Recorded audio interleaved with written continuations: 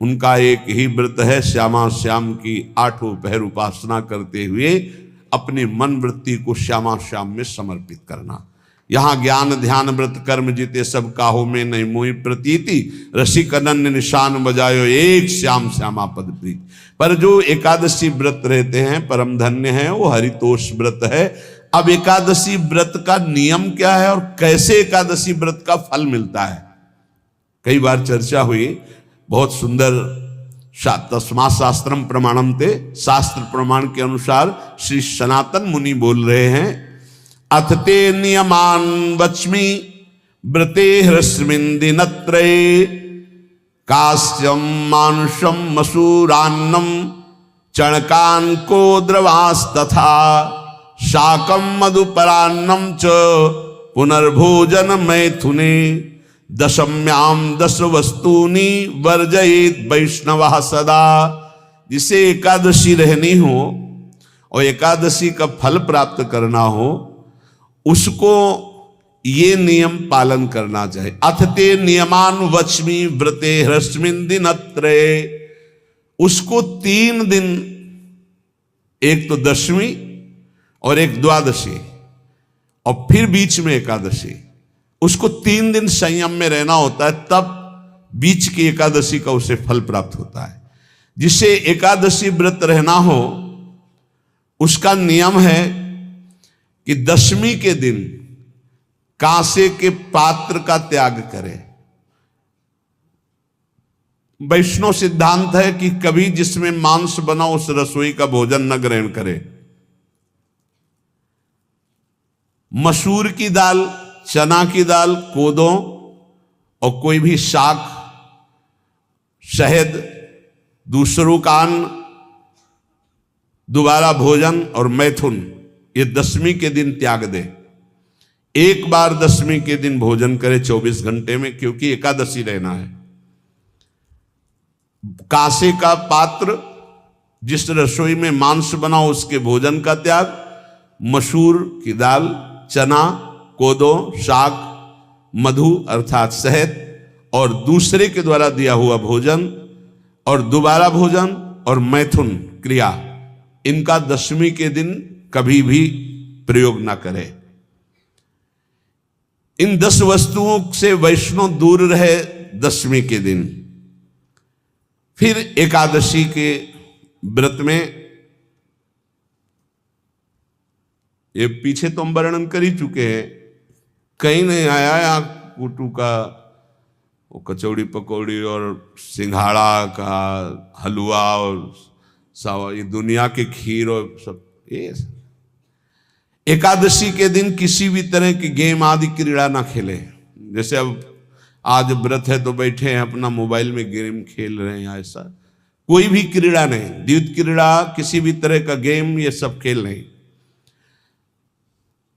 द्वैत क्रीड़ाम च निद्राम च तांबूलम दंत धावनम, परापवादम पैशून्यम स्तेयम हिंसाम तथा रतिम, कोपम हृत वाक्यम च एकादश्याम विवर्जयेत। एकादशी के दिन उपासक को चाहिए कि वो किसी भी तरह की क्रीड़ा, मनोरंजन बिल्कुल नहीं। चनिद्राम, नींद नहीं लेनी उसको, न दिन में न रात में, एकादशी व्रत। और प्रायः पुराने महापुरुषों ने ऐसा किया है। रामदास जी डाकोर के रात में जाते थे, रणछोड़ भगवान के यहाँ कीर्तन करते थे जाकर, तभी तो भगवान उनके कीर्तन पर, उनकी भक्ति पर रीझ कर गाड़ी में बैठकर उनके साथ आए थे। पूरी रात जगकर कीर्तन करना, और दिन में तो सोना ही निषेध है। द्वैत क्रीड़ाम च निद्राम च तांबूलम, पान खाना निषेध है एकादशी को, बिल्कुल नहीं, जो व्रत रह रहे हैं। और दंत धावनम, वृक्ष से तोड़कर जो दतून की जाती है एकादशी के दिन नहीं। परापवादम, दूसरे की निंदा करना, चर्चा करना नहीं, अर्थात अधिकतर मौन व्रत धारण करे एकादशी के दिन।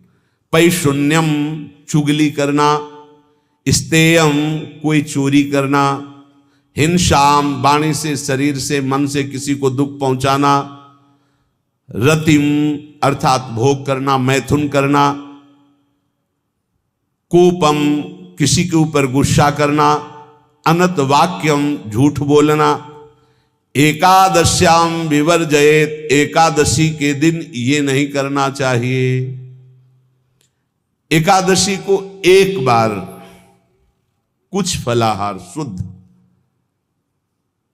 अगर आपके पास कोई व्यवस्था नहीं तो थोड़ा दूध है, जल है, ऐसे आप लेकर, या थोड़ा सा फल ले लिया, थोड़ा सा फल लेकर के प्राण पोषण, एक दिन में मर नहीं जाओगे।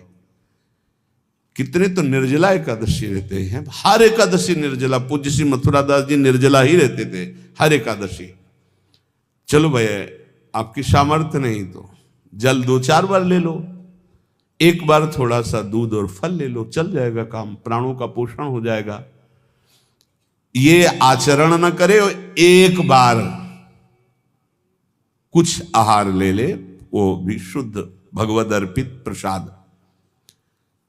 फिर द्वादशी को काश्यम मांसम सुराम क्षौद्रम तैलम वितथ भाषणम व्यायामम च प्रवासम च पुनर्भोजन मैथुने अस्पृश्य स्पर्श मासूरे द्वादश्याम द्वादश त्यजेत।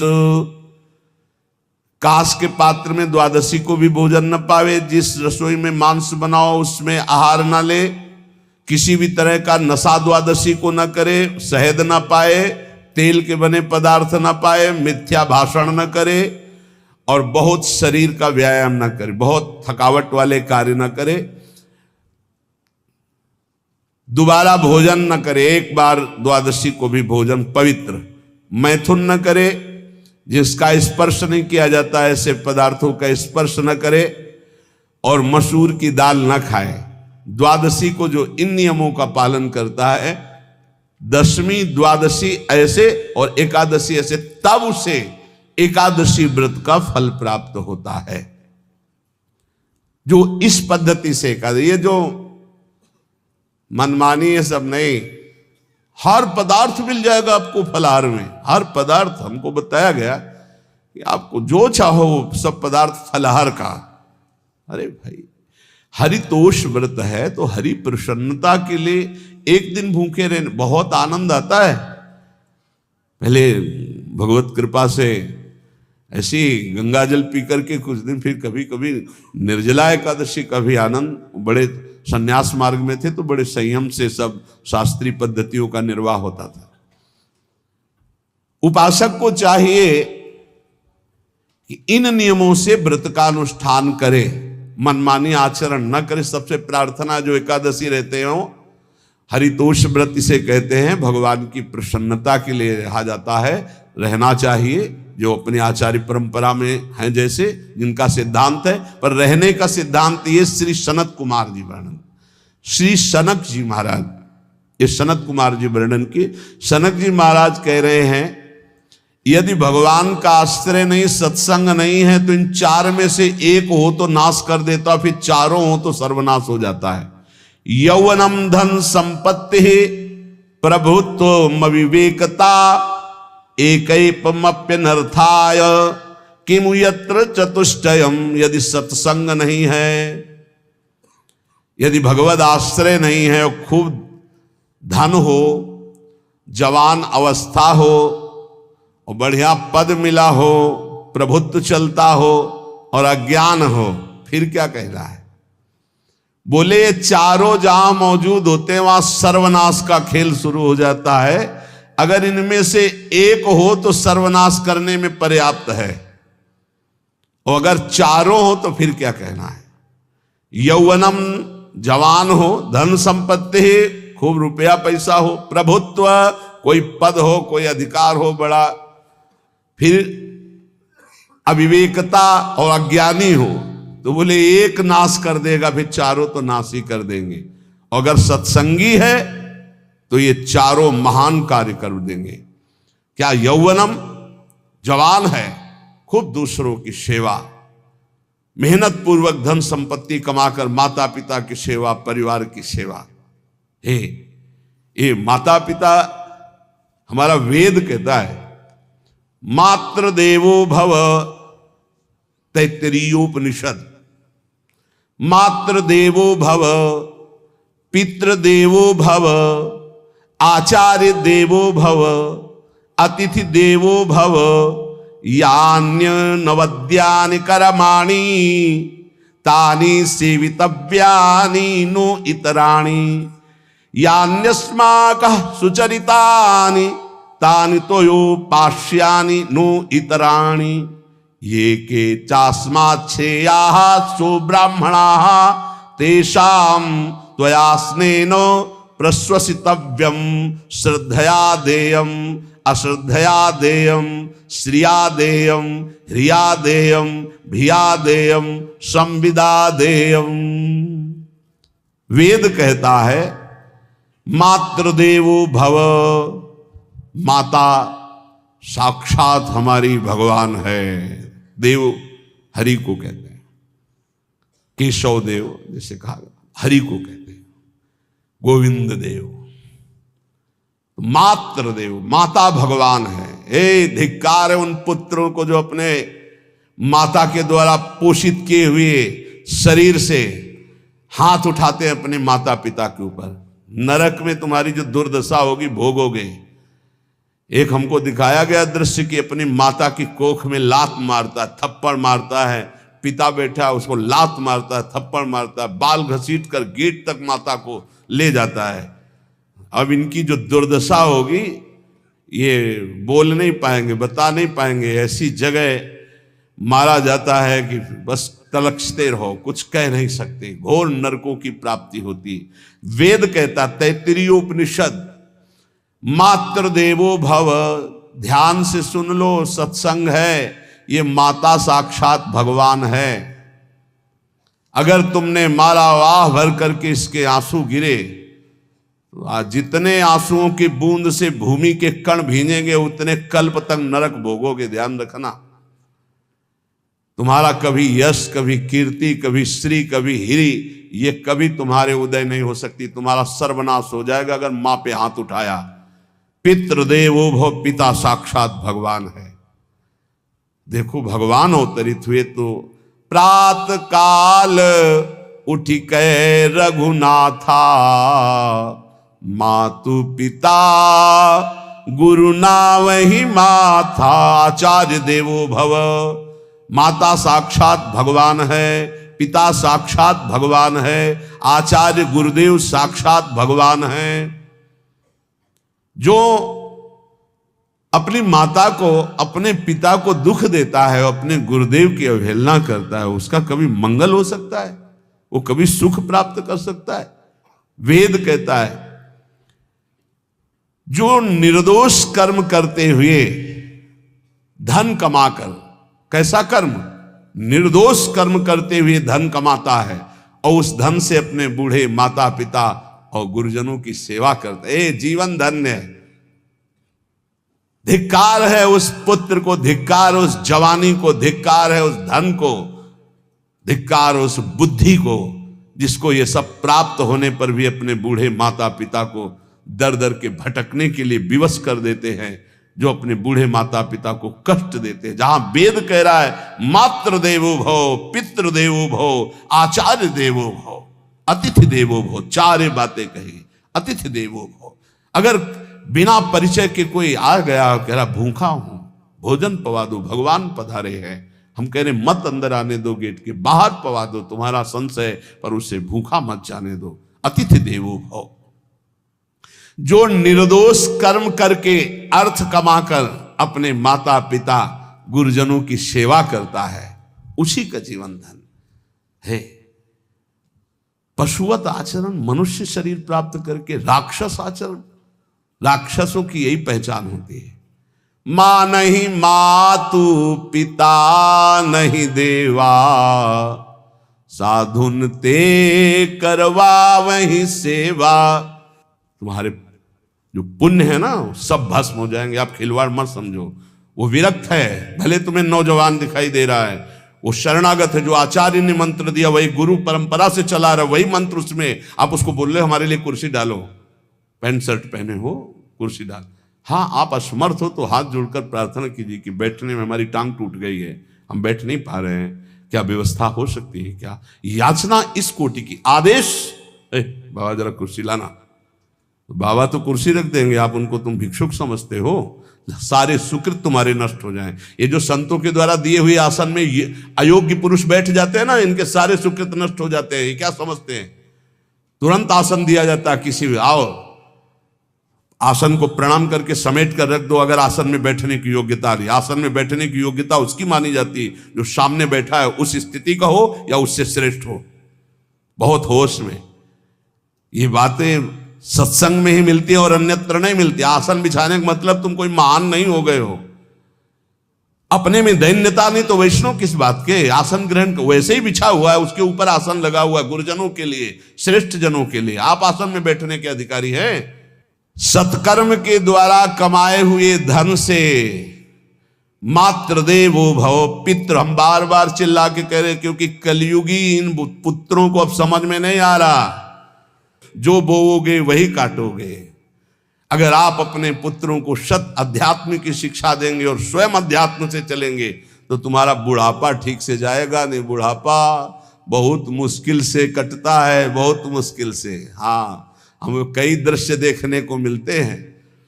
बता रहे एक बार बिंदौर इधर है, इच्छावर फतेहपुर, वहां से भ्रमण करते यार थे, बड़े मकान से बड़े वृद्ध भागते हुए आए और स्वामी जी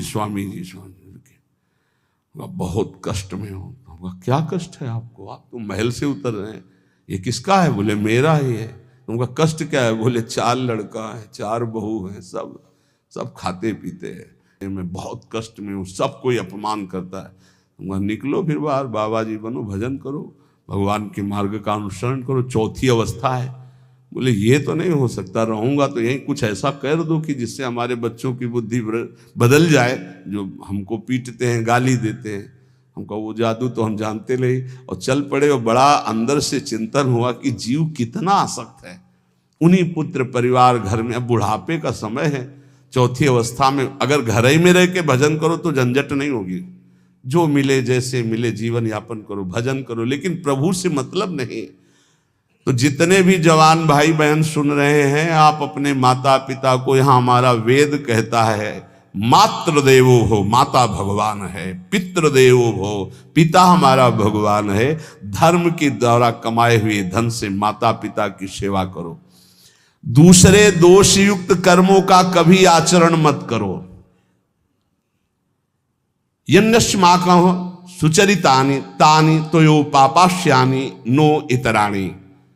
सुंदर आचरण करो जो महापुरुषों के द्वारा विधान किए गए हैं, पाप आचरण कभी मत करो। हमारे आचरणों में से एक भी ऐसा आचरण नहीं होना चाहिए जो दूसरे को दुखी करके धन संपत्ति लेने वाला हो। वेद कहता है पापाचरण किया और आपको गड्डी पकड़ा दी, आप निर्दोष को दंड दे दिए और दोषी को धन के कारण मुक्त कर दिए। अब आपके परिवार में जो तांडव मचेगा वो झेल नहीं पाओगे, चाहे कोई भी हो। बहुत ध्यान से सुनना, ये सत्संग है, ये शास्त्र है। जो अधर्म पूर्वक दूसरे के द्वारा दिए हुए धन से गलत निर्णय करता है, दोषी को मुक्त करता है और निर्दोष को दंड देता है, उसको दुखिया को न सताइए, दुखिया देगा रोए। जब दुखिया के मुखिया सुने तब तेरी गति क्या होए।